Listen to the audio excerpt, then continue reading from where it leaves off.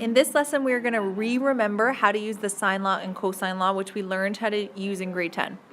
So by the end of this section, we should be able to use the sine and cosine law to solve all types of triangles and determine all possible solutions for the ambiguous case.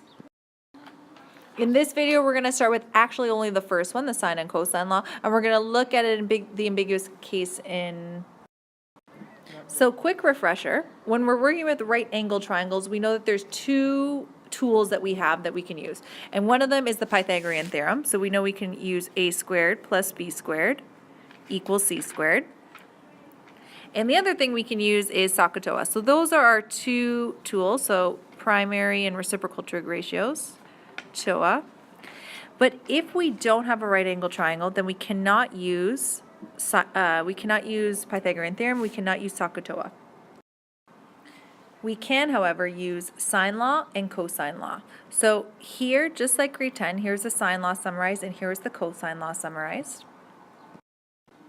Personally, I find the sine law easier to use and faster to use than the cosine law. So I always try out to see if I can use the sine law to figure out a problem.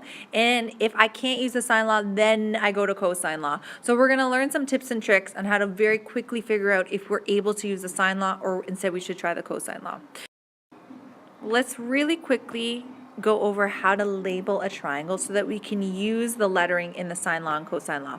So when we're using SOHCAHTOA, we know we're going to label our triangle opposite, hypotenuse, and adjacent because that's what's in our primary trig ratios and our reciprocal trig ratios. In sine law and cosine law, we have A, B, and C, and we've got little a's and big A's. So in general, always label angles with big letters, so capital A, capital B, capital C. It doesn't matter where you put those angles, but the side lengths will depend on where you choose to put your angles. So for example, here is angle big A. Across from it is going to be its corresponding side, little a. Same with B. Here is angle B. Across from it, let's just change the color, is going to be its corresponding side, little b. And last but not least, we have our angle C, and across from it is its corresponding side, little c. So if we have to use sine law, cosine law, label using A, B, C, just to make sure that you're plugging each number into the equations properly. So let's take a look at this first example here. It says to solve the following triangle. And solving a triangle means to find every single side length and every single angle. So in this triangle, we are given two angles and we're given a side length, which means that we need to find these missing side lengths and this missing angle right here. So can we find anything right away? Well, I don't have any clues for these side lengths yet. We're probably going to have to use sine law or cosine law for that. But this missing angle I can definitely find because if I'm given two angles of a triangle, I can figure out the third angle because they all must add to 180. So the interior angles of a triangle have to add to 180. So I can find this guy just by taking 180 and subtracting what we know, which is 63 and 51. And so this remaining angle must be 66 degrees. So immediately we figure out one of our missing angles, or our final missing angle, which is 66 degrees. So now we're left trying to figure out our missing side lengths. I mentioned that I find sine law a lot easier to use than cosine law and a lot quicker too. So let's try writing out the formula for sine law and seeing if we have enough information to use it. So I'm going to write out little a over sine of big A equals little b over sine of big B, and we have little c over sine of big C. So if you are not comfortable using these letters that are given, R, S, and T, you could always change this to little r over big R, little s over big S, little t over big T. If you're not comfortable with that, change the letters to A, B, and C. So if that's what's easiest for you, go for it. So I'm going to change my S. I'm going to write right over it and change this to A. And I'm going to change my R to B. And I'm going to change my T to C. And then write out your corresponding sides. So if big S is A, big A, then little s is little a. And then we're going to go across from B to get to little b, and across from C to get to little c. Now that we've got everything labeled, we can start to fill in our equation for sine law and see if we're able to use it. So instead of little a, we don't have little a, we can just call it S. So we're going to put S over sine. We do have angle A, so it's 51 degrees, is equal to side B. We can just replace with R. And we do have angle B, which is 66 degrees, equal to side C. We have 15.2 all over angle C, which is 63 degrees. So to create an equation or to solve this equation, we actually only need two of these three fractions. So whatever equation we choose, whether it's between these two ratios, or the final two, we can only solve for one unknown if we have one equation. So, which means that whatever two ratios we choose, we have to make sure there's only one letter that we don't know. Which means that we're always going to choose, out of the three ratios, the ratio that is complete, first of all. So this one's incomplete because we don't have side S. This one's also incomplete because we don't have side R.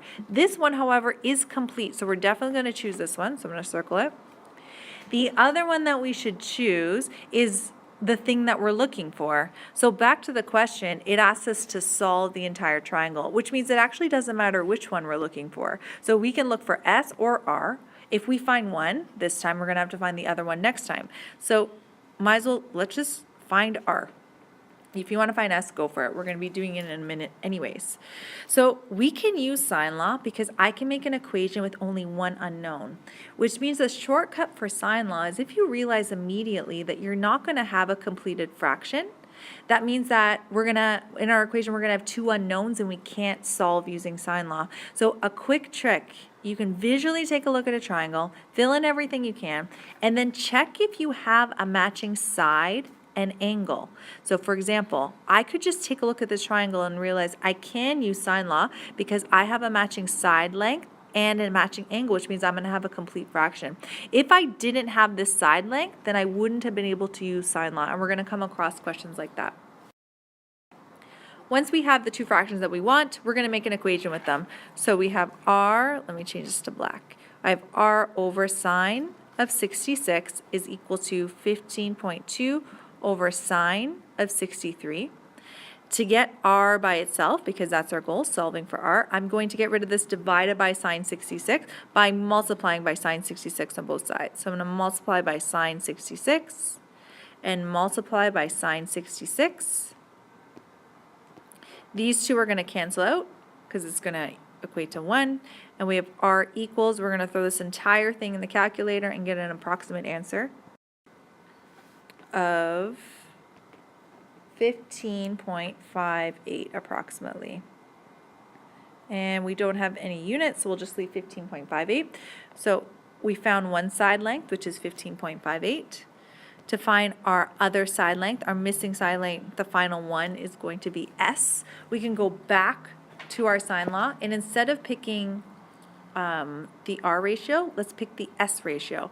So the next equation I'm going to make would be with our completed ratio and our S. So we can make that equation down below. So I'm going to write it right down here. So the last equation we can make is S over sine of 51 has to be equal to 15.2 over sine of 63. And go ahead and try to solve that on your own exactly the same way we did before, and come back and check in the video to make sure you've got it. So you should have got the answer 13.26 approximately. So remember, to get rid of a divided by sine 51, we're going to multiply by sine 51. So into our calculators goes 15.2 times sine 51 divided by sine 63. And just taking a look at our other numbers, it seems like a reasonable answer. It's in a reasonable range. And so we've solved the triangle. So again, we found this angle by just using the fact that the interior angles of a triangle will add to 180, and then we use the sine law for the other two. Taking a look at the next question, it says to solve this triangle again. So if we were to use the sine law, we would have to have a matching side and angle in order to use it. If we take a look at this triangle, we have no angles. We have all the sides, no angles, which we're not going to have a completed ratio. We don't have a matching side and its corresponding angle, which means we're going to have to use the cosine law. So So before we go take a look at it, whether we're using the sine law or cosine law, if you're more comfortable with A, B, and C, we're going to relabel our angles, capital letters A, B, and C, and our corresponding sides with lowercase letters. Taking a look at the cosine law, if we need to find an angle, our angles are here beside the cos. So we have capital A, capital B, capital P, capital C. So those are the angles, the letters that represent the angles, which means if we're looking for angle A, we have to use this equation. If we're looking for angle B, we have to use this guy. And if we're looking for angle C, we've got to use this guy. So it doesn't matter which angle we find, we just have to find one of them. So let's say that we want angle A, then we're going to use that first equation, so which was A squared of the cosine law, which was A squared is equal to B squared plus C squared minus 2BC cos of A. Okay. So we need to get A by itself. So we could either plug everything in and then isolate it, or we can isolate it before. So if we need to get A by itself, then I need to move these two terms first. So our equation would be A squared minus B squared minus C squared is equal to negative 2BC cos of A. And again, all I did was I moved the B squared over, and that squared is a little bit big, and the C squared over, and it's minus C squared. So next I got to get rid of this negative 2BC to get cos A by itself, so I'm just going to divide by negative 2BC. Negative 2BC divide by negative 2BC. These two will cancel out. And we're left with A squared minus B squared, minus C squared all over negative 2BC is equal to cos A. And last but not least, we're going to take the cos inverse of whatever this is. So to get rid of cos, we're going to bring it onto the other side, take the inverse, or take the inverse of both sides. So if we're going to find A, let's just fill in everything that we can. So our little a is going to be 3.8. So we're taking 3.8 squared minus our b is 1.9. So we're going to take 1.9 squared minus c is 2.7 squared all over negative 2. Our b is 1.9 and our c is 2.7, and that is equal to the cos of A. So we only want to use it, press equals in the calculator once so that we have the most exact answer that we possibly can get. So don't put this in the calculator just yet because we need to take the cos inverse of it. So I'm just going to take the cos inverse of both sides. We're going to take the cos inverse of this, and we're going to take the cos inverse of this side, which is going to undo the cos function. And so into our calculator goes cos inverse of all of this stuff, and let's see what comes out. And once we put it all in the calculator, we get an answer of A is equal to approximately 110 degrees, let's say 110.18 degrees. So we have one angle now. I'm going to put it into our triangle, so it's 110 degrees, 0.18. And now we got to find the other two angles. So we can see that cosine law, especially when we're finding an angle, takes a while to find, especially once we have to rearrange the formula. So, but now we have a matching side and angle, which means we can use the sine law to find the other angles. So again, we've got a matching angle and side, so we can use the sine law now. So remember, when we're using the sine law, we have to pick two ratios out of the three. So one of them has to be complete, so it has to have a matching side and angle, so that would be A, and the other one has to have that thing that we're looking for. So we've got to decide what it is that we're looking for. So we're going to either find angle C or angle B. Let's just pick angle B, and then next we'll find angle C. So if we're going to choose the ratios of A and B, we can just write it out. We're going to put our side, so 1.9, all over the sine of the angle, which is B. We don't have that one. And our other side, which is 3.8, over the sine of its associated angle, which is 110.18. So remember, these are just ratios. So we have a fraction is equal to another fraction, which means that their reciprocals are also going to be equal to each other. So a really quick trick is, if we're looking for an angle in sine law, and we're using ratios, which we are, we can just flip this fraction and flip this fraction so that the b is on the top. So what I mean by that is it's going to look something like this. So we're going to flip the first one. So sine b over 1.9 also has to be equal to sine 110.18 all over 3.8. And again, we can only do that because we have a fraction equal to another fraction, or a ratio equal to another ratio. And so the reciprocals are also going to be equal. So now we can start getting b by itself by getting rid of that divided by 19 by multiplying by 19. So times 19 on this side, we're going to times 19, sorry, not 19, 1.9 on this side. These two will cross out, and we're left with, on the left, we have sine b is equal to sine 110.18 times 1.9 divided by 3.8. And finally, to get b on its own, we're just going to take the sine inverse. Sine inverse of all of this. We'll take the sine inverse, of this guy. And we're left with approximately 27.99 degrees, which is approximately 28 degrees.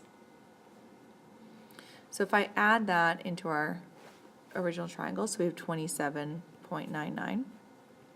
I now have two of the three angles, which means I know that I can find my last angle by just subtracting them from 180. So our last guy is just going to be found from taking 180 minus 110.18 minus 27.99, and that equals 41.83 degrees. And we found all the angles, we were given all the sides, so we've solved the triangle. Let's try a more complicated example. So this question asks us to solve for x, which is right here. So if you take a look at this, you might see three triangles. You might see this little guy, this other little slice of a triangle, and the big triangle here. So if we're given multiple triangles, the best thing to do is start in the triangle where we have the most amount of information. So taking a look at this ginormous triangle here, we would have an angle and its opposite side. We would have another angle. We don't have this side, and then we could find this angle, of course, and find the opposite side. Because we're just trying to find the difference between R and S, it might make more sense to look at this little triangle first and then this triangle here, because then we can find this directly.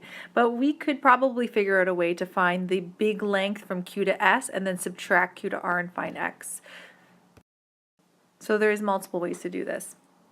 So here's the way that I'm thinking of, or that I see it. I see this little triangle here, and I notice that in this triangle I've got multiple pieces of information. I have two angles, therefore I can find the third angle, and I have a side. Not only that, I have a matching side and angle, which means I know I can use the sine law. So if I need to use this triangle to help me here, then it makes sense to find this side right over here, because this side is the side that both triangles share. This green triangle, and maybe we'll give the other triangle a blue outline. So we're going to look for the side that both of these triangles share, which is right in the middle. Once I have that side, I can tell that I will have a matching angle and side, and I'll be able to solve for our x value. So since x is already taken, I'm going to use y to denote the side that I'm going to find next. So because I have a matching side and angle, I know I can use the sine law, and I'm going to use the sine law between the ratios right here and these ratios right here. So if you don't want to label A, B, C, if you're ready to move on from that, I know that this that we can make a ratio between the side length of 15.6 all over the sine of its opposite angle of 51.8. And that's going to equal the ratio of the side length y over the sine of 102.3. To get y by itself, we're going to multiply by sine of 102.3.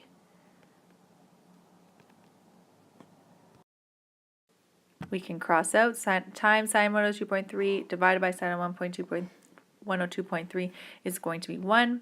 So we're going to have y is equal to 19.40 approximately. You can tell I'm writing this section with my finger, which makes it a little bit messier. So we have our y value, and that's this guy right over here. Our y value is 19.40. So now we have a matching side and angle. So I can use sine law, but I need one more piece of information because remember there's only one unknown that I can solve for in one equation. So if I'm looking for this x value, I need to have this angle up here. The question is there a way to solve for it? Is there a way that I can find this angle here? Well, if you take a look at this, let me change to the highlighter. Take a look at this line here. This is a supplementary angle. If you can't see it, I'll make it darker. Right here, this is a supplementary angle. So this is a straight line, and all the angles in a supplementary angle or a straight line have to add to 180, which is half of a circle, so half of 360. So if those two angles have to add to 180, then I know I can find this angle here by taking 180 and subtracting 51.8. And that's going to give us 128.2 degrees. And if I know that's 128.2 degrees, then I have two angles in a triangle, which means I can find the third one up here by just taking 180, subtracting 128.2, and subtracting 42.2. And that's going to be 9.6 degrees. So now I've got a matching side and angle, which is y and 42.2. And I have the opposite angle to x, so now I can solve for x using the sine law once more. So let's set up our ratio. So our complete ratio is going to be our y value, which is 19.40, all over the sine of its opposite angle, which is 42.2, and that's going to equal to the side length x over sine of its opposite angle, which is 9.6. And just like before, we're going to multiply by sine 9.6 and multiply by sine 9.6. These two cross out, and we're left with x is equal to 4.82 approximately. So now from here, now that we know the basics of using the sine law and the cosine law to find sides and angles, we're ready to start applying them in word problems.